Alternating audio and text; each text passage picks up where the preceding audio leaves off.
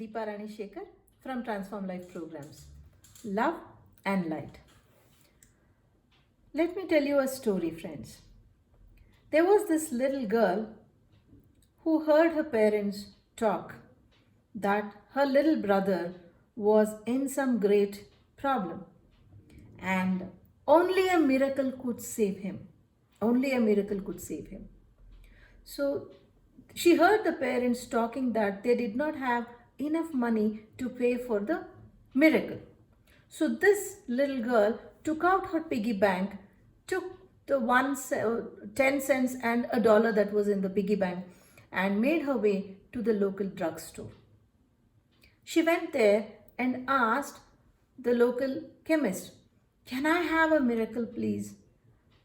The pharmacist was confused. He looked at the child and said, "I'm sorry, we don't sell miracles." She put the dollar and 10 cents on the counter and said, "Look, I have money.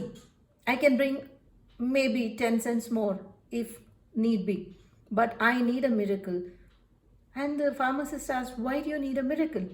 "Because my parents said only a miracle can save my little brother. He has something growing in his head and it needs a lot of money or a miracle to save him, and my daddy doesn't have money to pay."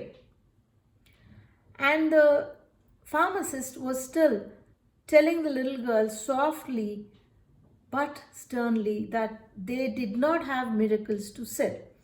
And there was a well-dressed man at the pharmacy, and he looked at the girl, who was by now teary-eyed, and asked her, "Tell me exactly what is happening."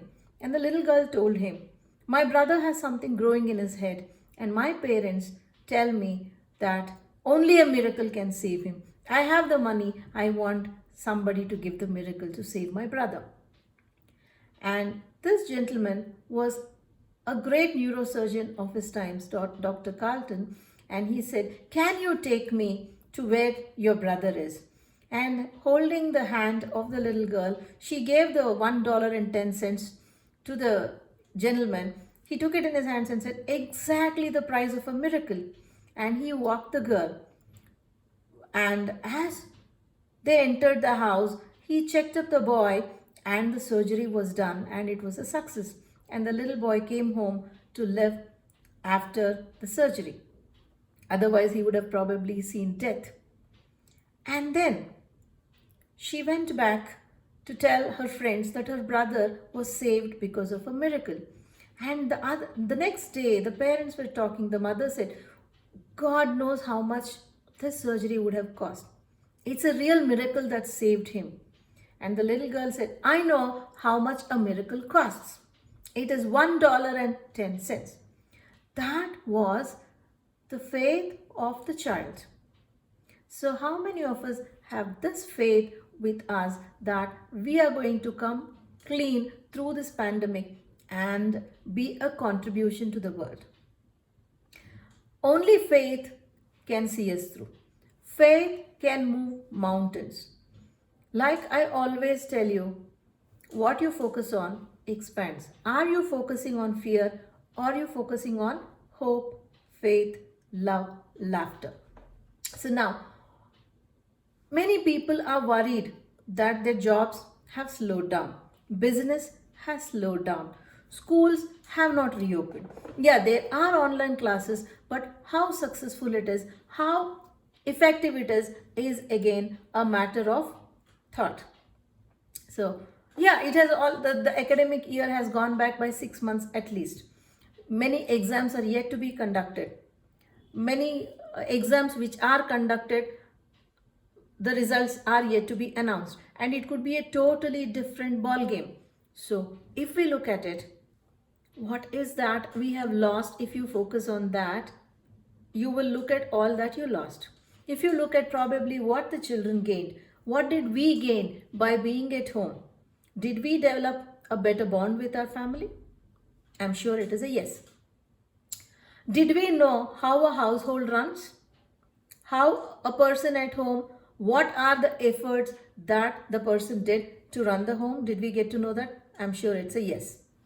Did we know how difficult it is when you don't have socializing activities and you have to be home. Did we empathize with our old parents? Yes, we did. So, what if this slowing down is for us to realize something for a greater good, for a better tomorrow? What if this slowing down has made us percolate our intellectual capability to find something better? What if this is like going back to our faith, going back to our roots? What if this slowing down of the academics, of the profession, of the career, everything is teaching us modesty? What if it is teaching us integrity? What if it is teaching us, though you have everything, you need to have faith? What is it we are not learning? That the curve is not getting flat. Like I always tell, karma is only for learning. The minute we learn, it's done. What is that we are refusing to learn? Are we resisting to slow down? Are we resisting to be home? Are we resisting and are we feeling bad that we are always at home with the same set of people? Is that what we are resisting? What if children grew up with greater value because of the time they spent at home, the time that they were able to introspect? What if some great leader, a scientist, or a doctor came out with? There are, of course, you might say there are many lawyers, leaders, doctors, teachers. So, what is so great about it? One, a lawyer, a doctor, an engineer, a leader, whoever with great integrity. What if it is that molding time for us now? Is it not something to think about?